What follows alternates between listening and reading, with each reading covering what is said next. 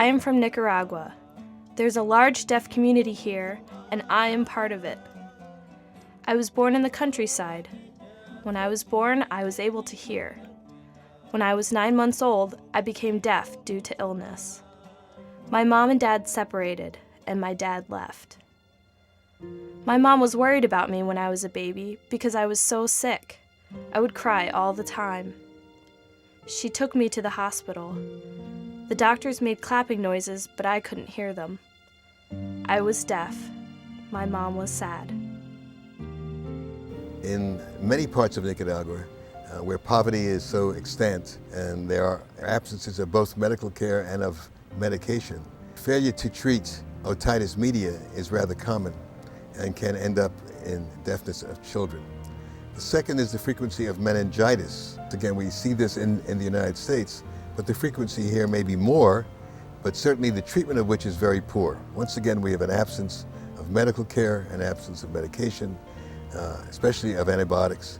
So not infrequently meningitis, which can destroy the nerve that leads from the ear to the brain, can lead to a permanent state of deafness. The Civil War throughout the 1980s disrupted every facet of Nicaraguan life. The Civil War destroyed Nicaragua as we know it. We had no resources or medicines to treat disease. We had no hospitals or drugstores we could go to. The only medicine we could get is what we could find for ourselves. Many died. Because I lived so far away in the country, I could not go to the deaf school in Managua. The war was going on, and it was too dangerous. Because the deaf school did not teach sign language, the youngest children began to talk to each other with gestures and signs they invented themselves. Nicaraguan government early in the 80s had established a public school system for deaf children in Managua itself. And although that school used only hearing teachers and did not teach any sign language, the children themselves essentially created a language. A language emerged spontaneously in the children in the school system in Managua. And in 1986, at the request of the Nicaraguan government, Judy, who's a sign language linguist, came down to provide technical support at the school there. And what I saw was kids using a sign language and systematicity, and I could see the rules and I could see the regularities and the generalization, the fluidity. It was all there. But where it was in the very young children. The younger the kid, the more fluent they were. And in the course of her research, what she found was that while most children were just gesturing and not any kind of a formal or rich system that we would call a language, some children were, or were beginning to. And she said, what you have here is a language in the birthing process. My life changed dramatically when James and Judy discovered me in Condega.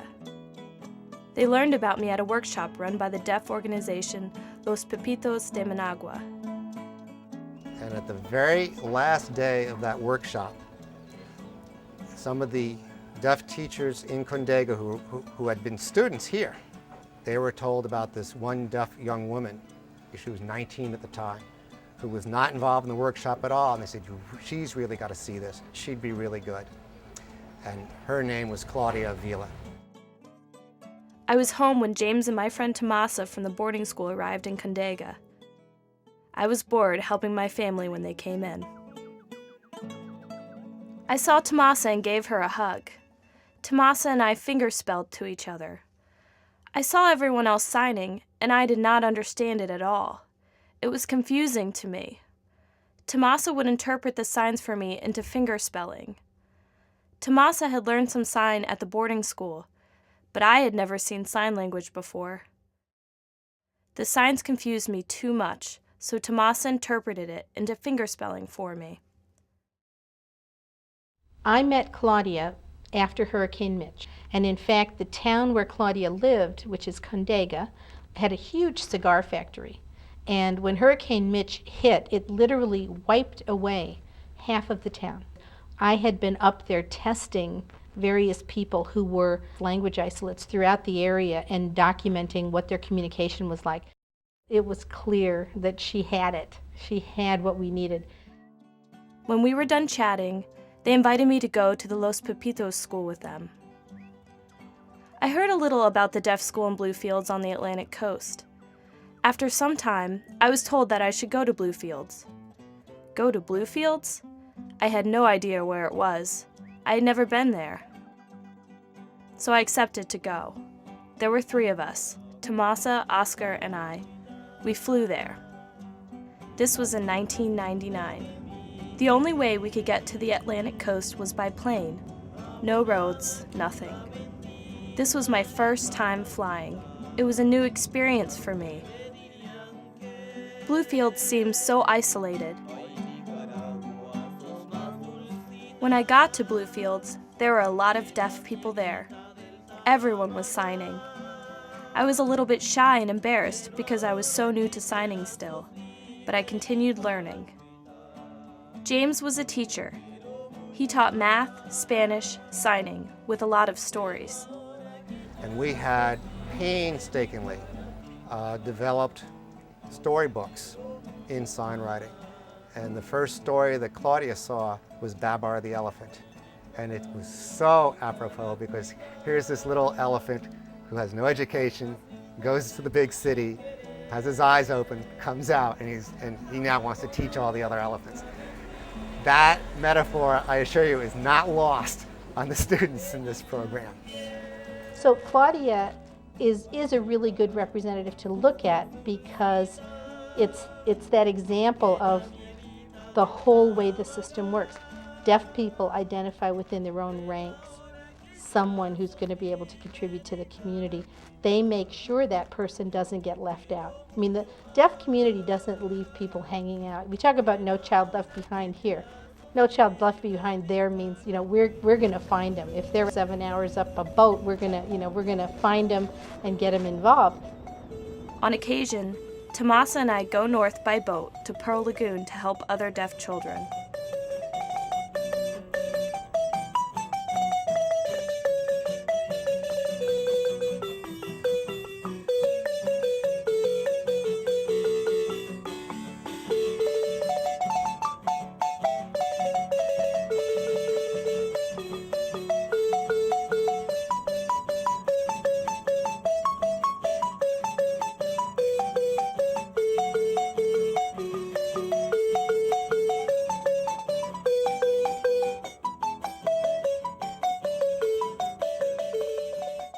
I don't like to be bored.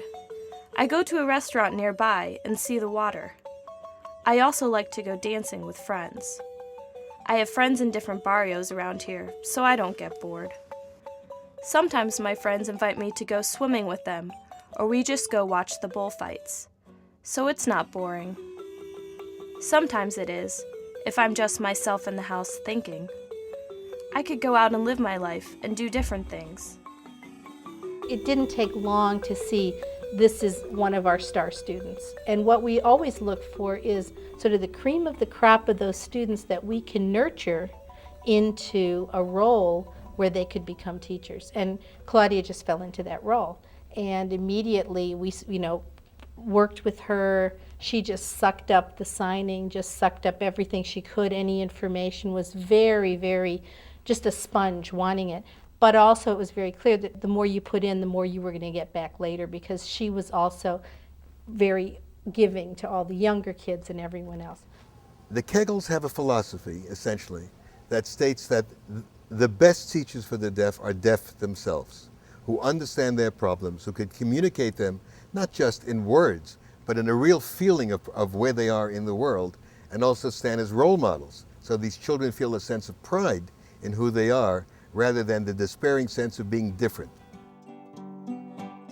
I want to keep teaching people when they become adults so that they can leave and live their own lives. It is difficult for me in Condega. There is no work, not even in tobacco. But in Bluefields, I can work as a teacher. In the future, I want to educate therapists. I want to create a women's shelter to be able to help women and children. I want to be able to help educate young people so they can be better interpreters and get agencies to help the deaf. Right now, there is not very much help for the deaf. In January 2005, the Deaf School in Bluefields sent my fellow teachers and me to the Family Crisis Services Center in South Portland, Maine. We went there to attend a 3-week intensive course in issues of domestic violence and sexual abuse awareness. Deaf children and adults in Nicaragua are particularly vulnerable to sexual abuse. In order to address this, we as teachers have to see how these social problems are confronted in other countries.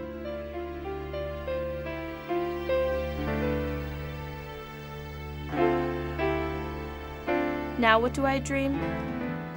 I dream different stories. I dream about how I want to dance. I dream about my boyfriend, someone to talk to. Little kids. I dream about teaching them so they can get bigger, get married, and have their own lives.